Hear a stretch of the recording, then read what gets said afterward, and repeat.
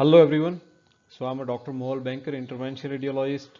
और इस प्रेजेंटेशन में हम डिस्कस करने जाने वाले हैं कि फ्रोजन शोल्डर डिजीज़ की जो नई टेक्निक है उसको ट्रीट करने की, जिसको फ्रोजन शोल्डर एम्बुलेशन कहते हैं, वो कैसे काम करती है और इसके रिजल्ट्स कैसे आते हैं।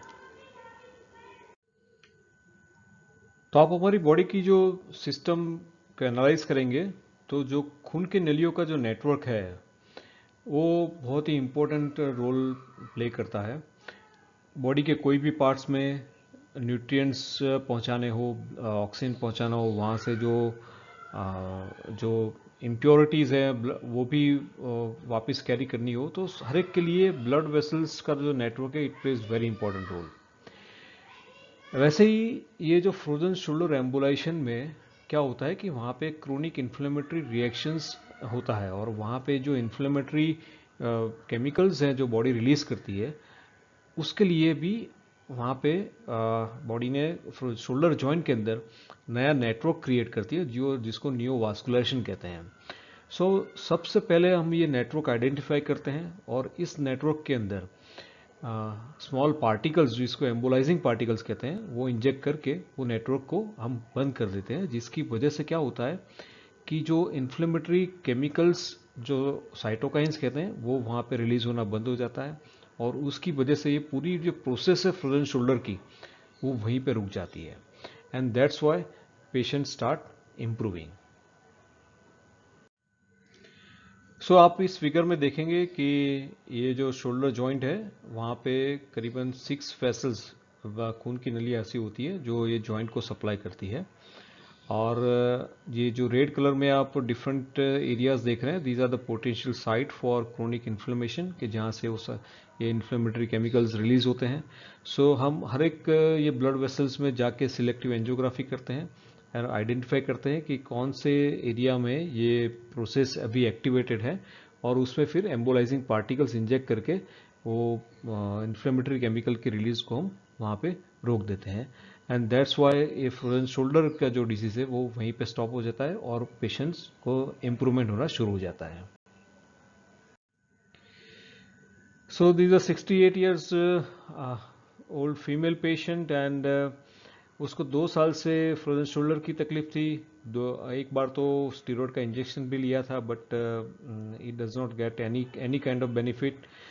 और उसका जब सिलेक्टिव एंजियोग्राफी किया तो आप यहाँ पे देखेंगे दीज आर, ये जो काला कलर का धब्बा जैसा दिख रहा है इसको मेडिकल टर्मिनोलॉजी में कहते हैं कि वास्कुलर ब्लश। एंड ये vascular blush is a area for chronic inflammation. वहीं से हम ये साइटोकाइंस की रिलीज होती है। उसी जगह को हमने सिलेक्टिव कैन्युलेट करके एंजियोग्राफी करके वहाँ वो उस वेसल्स में हमने एम्बुलाइजिंग पार्टिकल्स इंजेक्ट किए, और उसके बाद आप देखेंगे तो एंजियोग्राफी में तो ये वास्कुलर ब्लश का एरिया है, ये जो काला कलर का धब्बा है वो वहाँ पे अभी नहीं दिख रहा है, मतलब कि ये वो जो that area is disappeared from into the angiographic image. जो क्रोनिक इन्फ्लेमेटरी की साइट थी वो हमने वो रिमूव कर दी है।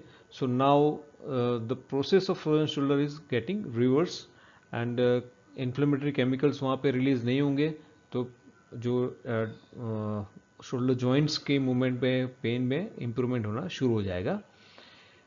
कितना इम्प्रूवमेंट आता है आओ देखते हैं। पेशेंट्स को ये जो इंटरनल रोटेशंस कहते हैं, ये ऑपरेशन के पहले उन यहाँ नीचे तक की वो पेशेंट ले जाती थी।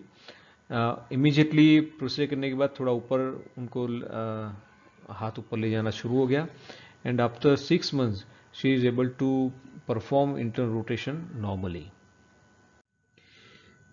सिमिलरली जो हाथ ऊपर ले जाने की मूवमेंट है वो अप टू 60 डिग्री तक ही होती थी before the procedures. Immediately after the procedures up to 80 degree तक होना शुरू हो गया, and after the 6 months she is able to lift her hand up to 130 degree, तो वो मूवमेंट भी नॉर्मल हो गई। फ्रोजन शोल्डर एम्बोलाइजेशन की वजह से पेन भी चला जाता है, और ग्रेजुअली उनका जो शोल्डर जॉइंट का मूवमेंट है वो भी इस पेशेंट में 2 साल तक नहीं आया था। वो with in a short span of this procedure ये अगेन वो अपनी जो शोल्डर जॉइंट की मूवमेंट है वो नॉर्मली इस्टेब्लिश हो गई है इस पेशेंट में। सो बेसिकली ये जो शोल्डर जॉइंट में जो फ्रोजन शोल्डर की जो डिजीज़ होती है उसके अंदर ये क्रोनिक इन्फ्लेमेटरी प्रोसेस को हम ये वहीं पे रोक देते हैं, तो ऑटोमेटिकली जो रूट कॉज होता है जो फ्रोजन शोल्डर का वो एलिमिनेट हो जाता है और इसकी वजह से पेशेंट्स में काफ़ी इम्प्रूवमेंट देखने को मिलती है. So thank you so much for listening this talk. If you have any queries, do contact me. Send me your queries on my email.